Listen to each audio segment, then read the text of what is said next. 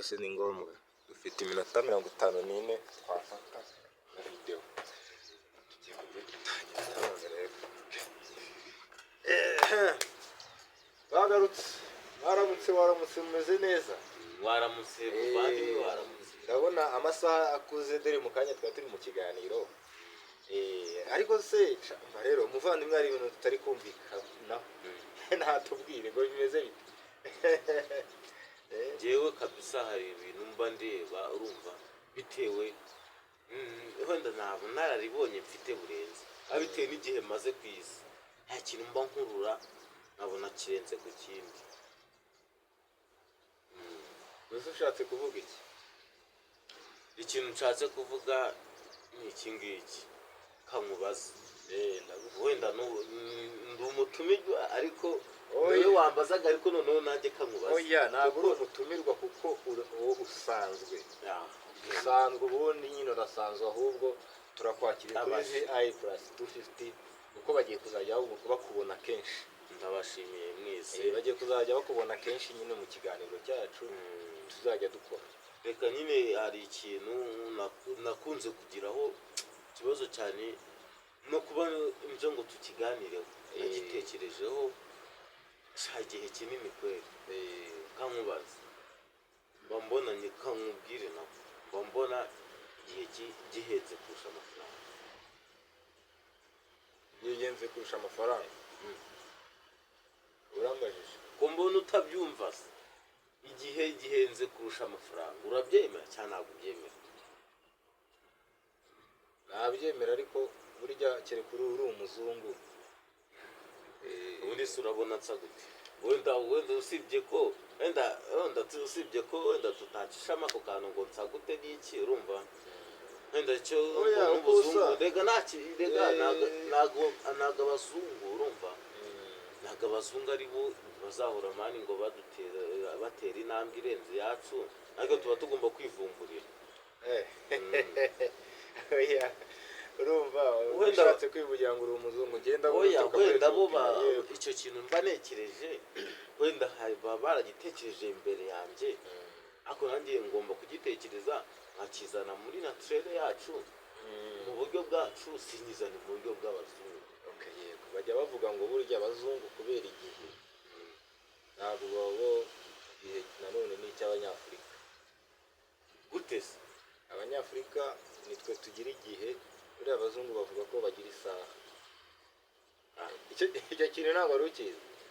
Bo bagira isaha, ariko bitewe ushobora kuba wowe ukoresha igihe cyawe neza, ugenda ku isaha neza, byose ubijera, ariko ugasanga hari abandi benshi batajya babikurikiza.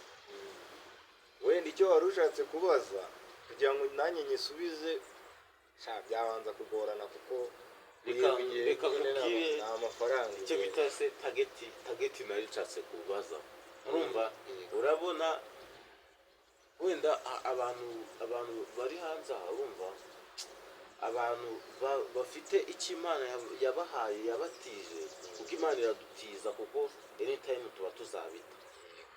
Hari abantu benshi bafite ikintu Imana yabatije bagezeho babyiratana, urumva, kandi ukabona wenda ugiye nko kumukorera mu rugo, ugiye kumwogereza iyo modoka, ugiye gukora iki, ari kukwirataho, urumva, kandi arashaje, urumva, nubwo akiza ariko arashaje, urumva, nta nubwo basi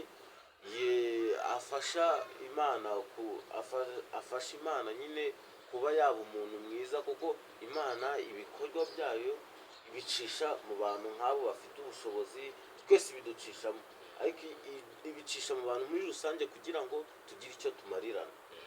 Ugasanga we arifata, urumva, njyewe urabona ndi umuntu w'umusore, urumva, umusore ariko bireba winabitindaho.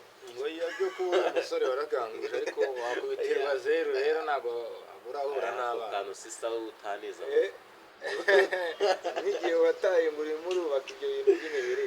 Oya, reka nkubwira ko nakaba kanyuzemo, urumva. Ubwo wirashe nyine. Oya, sindirashe, urabona napfuye.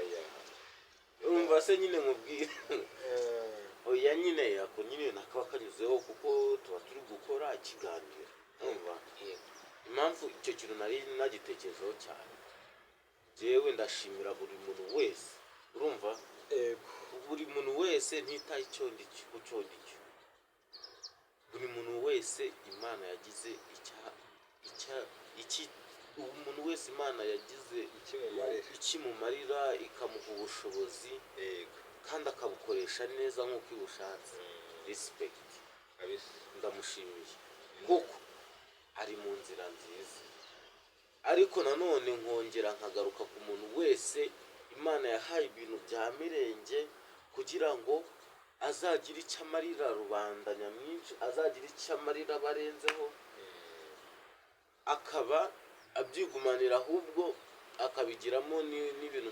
by'imitima mibi ndamusabira kweri imana ijya imubabara oya nawe yahinduka impamvu mbivuze ni rero uvuga ngo igihe kirenze kurusha amafaranga yego nk'uwo muntu uba ufata umuntu akamukandamiza ngo nuko afite ikintu amurusha afite icyo yagezeho kirenze ku cyungu ari gukandamiza atarageraho akamufata uko yiboneye twese tuva amaraso twese dufite inyama n'amavuta twese urugendo navuga ko urugendo rwacu hano rurangirira ni ahantu hamwe twese turasinzira ubuziraherezo kandi icyo kintu kizwi na buri wese ku isi yose rero ugasanga umuntu w'umusaza ufite za 50, 60, 57 gutyo nyine hagati aho urumva abakuzemo ugasanga arafashe wenda akananitangeho urugero cyangwa umutangeho urugero usanga afashe umusore nkawe urumva yego ntawe ufite wenda nk'imyaka 22 n'umwe gutyo wowe ntacyo uragiraho uramukorera kugira ngo ubone uko uramuha ariko ndizera nashidikanya ko uwo muntu ufite imyaka igeze muri za 70 ufite ukivuga nabi utagira icyo akumarira ushaka ngo ikintu cyose ukoze ikintu cyose aguhaye ube hari icyo wamuhaye kirenze ku cyo aguhaye kandi akurusha ubushobozi abakire kenshi na kenshi tubaha ikirenze icyo baduha ushobora koza imodoka ye yanduye cyane yanduye bakayugira ashobora kujya ahantu nko ku kinamba runaka bakamuca amafaranga 20,000 wakaguha 2 urumva wowe uba umuhaye uba uri kumwongerera umva ya 218 arikoresha bizinesi ze zigenda urumva ahubwo wowe umugira akamaro ubwo bajye banadushimira mani abantu nk'abo ngabo bafata nyine bafata ibintu imana yabahaye urumva ntibabisharinge nyine ku bantu ntibabikoresha igikorwa imana yabibahereye ngo babikoresha njye nayo nshatse kukubwira n'ikimwe nk'aka kanya nk'uwo musaza nubwo ndi kumukorera navunitse ariko ndakubwiza ukuri ko urusha ubukire urabyemera cyane ntabwo ubyemera yaterwa n'uko ubayeho niba urya iyo kawunga ugasinzira ukumva ni ibyo ngibyo we rero urumva we ntabwo ibyo ngibyo aba abyitayeho reka nkubwire ukuntu natekereje kabisa ko kuri busubize n'ubundi oya unsubiza uko ntabishakaga none se njye kugusubiza ibyo ngewe ntabwo ndagusubiza bitewe n'uburyo nanjye aka kanya ndi kubyumva wowe kereka wabanje kutubwira ubuzima ubayemo ngo bumeze ukatuganirira noneho twakumva n'uburyo agukoreshamo bitandukanye n'ibyo urimo none ahangaha njyewe reka nkubwire nta mukire uri kunkoresha nyine akaganya ubuse ndi mu kazi njye ni urugero natanze n'ingero natanze urumva ikintu nshatse kukubwira byo uhise uvuga ngo byategwa n'iki ngo nimba warenga iyo kawunga ngicyo ikintu nari nshatse kuvuga ni kimwe urumva uko bisa kose tubaye imana ubwayo wenda usibye ko umuntu atazi umunsi uwo azatahiraho imana ubwayo yagenye iminsi nkunze kubona muri Bibiliya cyane ni imyaka 40 k'umuntu aba yagombye gusinzira abandi bagakomeza imyaka 70 sinzi nimba abantu bari bubone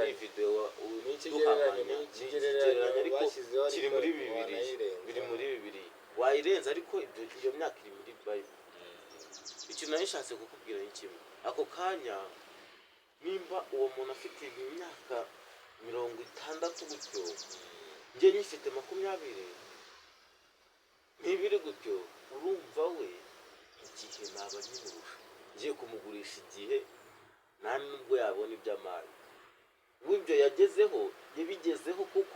yabigezeho kuko nawe yabanje kuba muto, kugira imyaka iri hasi nk'iyo ndiho, urumva? Ariko icyo kintu uri kucyumva, yabigezeho kuko yabanje kuba muto. Nshatse kuvuga kuko sahi nanjye nkoze cyane,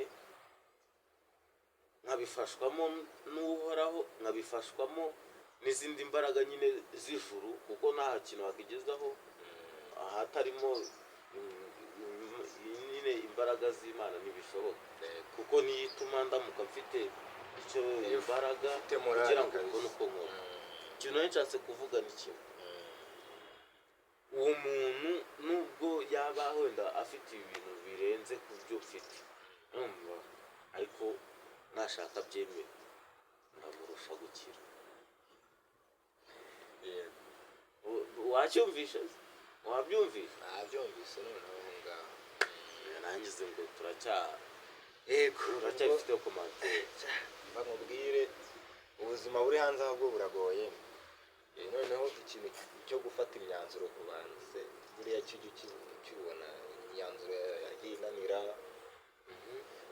Gufata imyanzuro kw'abantu yagiye inanira byo ari icyo bivugaho, kubera ko usanga abantu hanze aha ngaha gufata umwanzuro nicyo kintu kiri gutuma abantu kibatera n'ubwo bukene n'iki. Wowe ubona uteye, uwo mwanzuro wawufashe ute? Ongera utugarure inyuma gatoya mu buzima bwo mu cyaro ujya gufata umwanzuro wo kuza gushakisha amafaranga. Byarakugoye cyangwa wowe byaje gutyo wumva biroroshye? Reka nkubwire, nagiye kujya kure. Imana ikamubwira, hari umuntu wiyizi kukurusha. Buri wese aba yiyizi. Nyine nicyo nkubajije, njyewe nkubajije wowe, wibwira buri wese. Ndavuga muri rusange, buri wese aba azi ku giti cye. Ikintu nshatse kukubwira, buri wese aba yizi ku giti cye. Ndakubajije, hari umuntu wiyizi kukurusha? Buri wese aba yizi ku giti cye. Ubwo icyo nanagisobanuye wumve ko nyine niba buri wese aba yizi ku giti cye, nanjye ndiyizi ku giti cyanjye. Aka kanya nta muntu undusha ubwanjye kumenya icyo nkeneye. Ntawe wabikurusha, kuko burya niba ari n'ikintu Imana yaduhishe, ni ukureba mu mutima wundi ngo arebe ngo ni iki. Urandamuka ndebye mu mutima wawe n'icyo waba utekereza gukora cyose, icyo gihe naba nyibona. Ariko Imana yabiduhishe. Buri wese aba yizi ku giti cye. Impamvu mbaje kukubwira nkomoje ku kintu warumbajije, ibintu byo gufata umwanzuro. Impamvu ngarutse kuri ibyo bintu byo kukubaza ngo hari umuntu yize kukurusha, example, nimba ufite ikintu ugiye gukora, ufata umwanzuro runaka, waba ari mubi waba ari mwiza, ni wowe ugiye kwiyangiza. Nimba ari mubi, ni wowe ugiye kwiyangiza ubwawe, ntabwo ari njye ugiye kwangiza. Niba ari mwiza, ni wowe uzagira akamaro ubwawe. Yego wenda ushobora kuba mwiza ukawusharinga ku bandi, nabo ukabagira akamaro, ariko mbere na mbere first one ni wowe uzagirira akamaro. Ubwo rero ikintu cyo kuvuga ngo gufata umwanzuro, nimba uwufata ubona ugukwiriye, ufate kandi unawukore. Niko bimeze, kuko nta n'umuntu wiyizi kurusha uko wiyizi. Yego, ukuzi kurusha uko wiyizi, urumva, ukuzi kurusha uko wiyizi. Nimba mfashe umwanzuro aka kanya wo kuvuga ati ngiye kwiba kwa runaka, urumva, ndagenda nibe, bamfate bamfunge, uwo mwanzuro w'injuru uwihitiyemo. Nimba mfashe umwanzuro wo kugana iyobokamana, gusenga, ndasenga bingirira akamaro, urumva, ibyo mwanzuro uraba uwihitiyemo. Yego, ibyo nyine ndabyumva. Ubwo n'imyanzuro yose nyine ubundi umuntu afata ni ku giti cye. Watubwira se nk'umwanzuro byibura wigeze kukugora, wumva nyine kuwufata nyine byaragoranye cyane?